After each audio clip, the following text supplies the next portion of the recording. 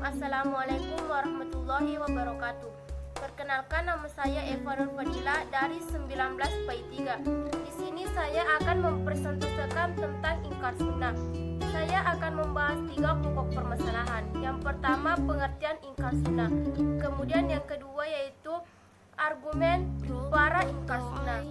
Dan yang ketiga, argumen nakli dan argumen non-akli. Baiklah, saya akan menjelaskan tentang pengertian ingkar sunnah.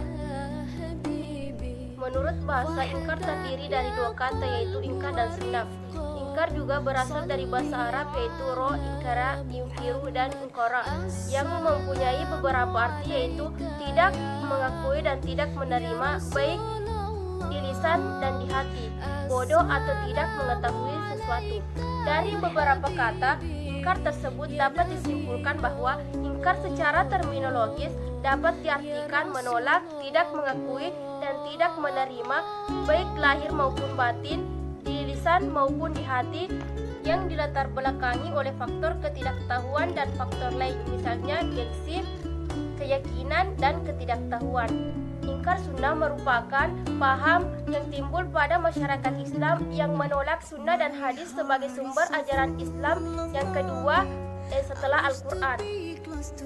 Dari penggolongan ingkar sunnah, ada 3 golongan yang termasuk dalam pengertian ingkar sunnah. Yang pertama, golongan yang menolak sunnah keseluruhan. 2 dan 3 yaitu golongan yang masih ragu terhadap keberadaan sunnah antara mengakui dan menolak keberadaan sunnah.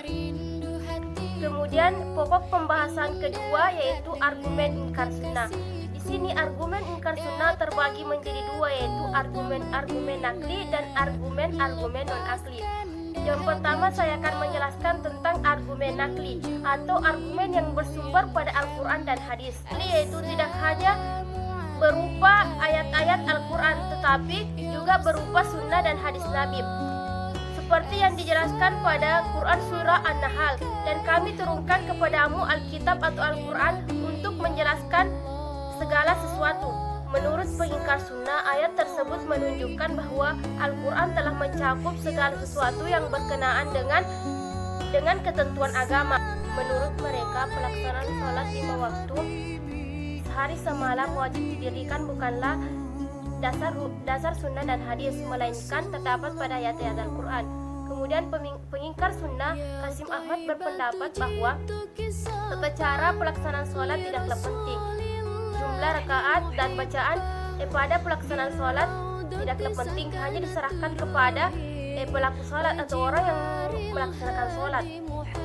Dari argumen tersebut, menurut pengingkar sunnah dapat dipahami bahwa Nabi Muhammad semasa hidupnya tidak menjelaskan Al-Quran, melainkan hanya menyampaikan wahyu kepada umatnya.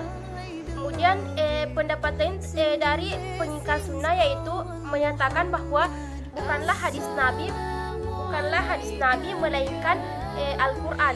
Hadis atau sunnah tidak bersumber sebagai sumber ajaran Islam. Dalam hal ini pengingkar sunnah terbagi menjadi 2 kelompok. Yang pertama, kelompok yang menerima hadis mutawatir karena bersifat qat'i. Kemudian yang kedua yaitu menolak seluruh hadis termasuk hadis mutawatir karena jumlahnya sangat sedikit, dan hadis lainnya termasuk hadis ahad yang berstatusan atau sangkaan dan hadis tersebut bukan qat'i. Selanjutnya saya akan menjelaskan tentang argumen non-akli. Argumen non-akli yaitu argumen yang berasal dari akal pikiran manusia atau akal pikiran para ulama. Al-Quran diwahyukan oleh Allah kepada Nabi Muhammad SAW melalui perantara malaikat Jibril dalam bahasa Arab. Orang yang memiliki pengetahuan dalam bahasa Arab mampu memahami Al-Quran secara langsung tanpa harus memerlukan penjelas dari hadis. Sanad terkenal dalam ilmu hadis sangat lemah untuk menentukan kesahihan hadis. Menurut pengingkar sunnah yaitu Dr. Taufik Sidki, tidak ada satupun hadis Nabi dicatat pada zaman Nabi.